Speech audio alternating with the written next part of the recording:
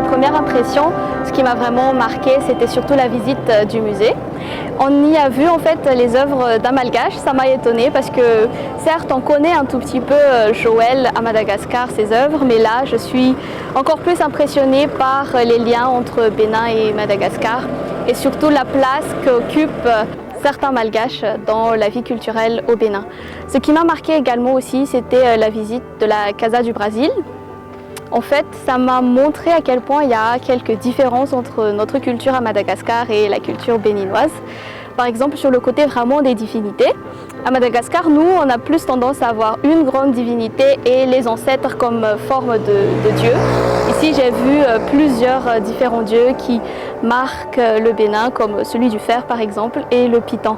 Et ça, c'était vraiment pour moi culturellement très riche. Après, ça me fait beaucoup d'émotions de voir un tout petit peu le chemin des esclaves. Je ne supporte pas ça. Il y a beaucoup d'émotions autour. Et voilà.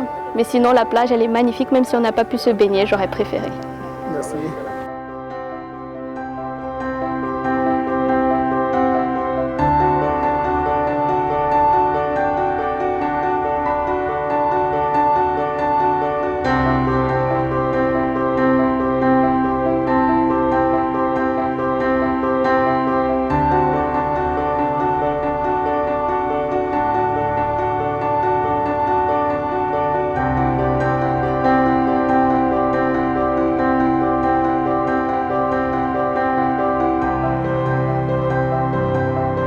J'ai découvert encore davantage le Bénin, j'ai découvert des sites et notamment ce qui m'a marqué, c'est la profondeur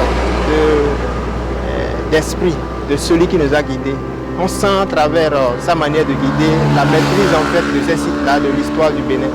Et donc j'ai appris davantage sur l'histoire du Bénin, sur ce qu'ont vécu en fait les esclaves, sur tout ce parcours-là qu'on a fait jusqu'à la plage où on est actuellement, on est en train de finir cette journée.